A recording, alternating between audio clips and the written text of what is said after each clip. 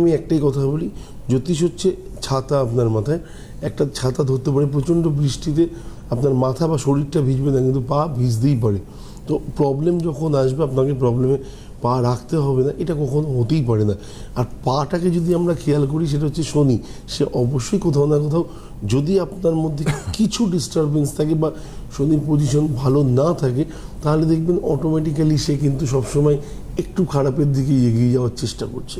তো ডিফারেন্স হচ্ছে এটা, মানুষের মাথাকে আমরা স্পেশালি নারায়ণ বলে সম্বোধন করেছি, প্রত্যেকটা শরীরের পার্টকে, পেটের মধ্যে আমরা রাহুর অবস্থান দিয়ে দিয়েছি। তো প্রতিটা পার্টকে যখন আমরা স্টেপ বাই স্টেপ এক একটা গ্রহের মধ্যে রেখেছি, তো আমাদের মধ্যে কিছু খারাপ, কিছু নেগেটিভিটি বা কিছু অড টাইম আসতেই পারে, আসেই, এবং অনেকেই সেটাকে ফেস করি।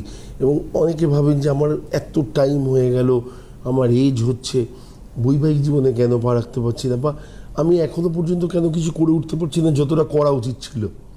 ঠিক আছে, তো এই জায়গাগুলো নিয়ে আমার মনে হয় ভাবনা চিন্তা করা অবশ্যই উচিত। এবং জন্ম ছকে যদি কোনো রকম স্পেশালি গ্রহগত কোনো সমস্যা থাকে, আমি গতকালও একটা জায়গাতে বলছিলাম, তো গ্রহগত যদি কোনো সমস্যা থাকে সেটাকে নিয়ে আগে আলোচনা করুন এবং সেখান থেকে বেরিয়ে যাওয়ার চেষ্টা করুন। গ্রহগত সমস্যা হচ্ছে এমন একটা জিনিস, আপনার পায়ের মধ্যে কাঁটা ফুটে গেছে, আপনি কতটা রাস্তা স্মুথলি যেতে পারবেন, 1/2 কিলোমিটার 1 কিলোমিটার, তারপর আপনাকে রেস্ট নিতেই হবে, বের করতে হবে।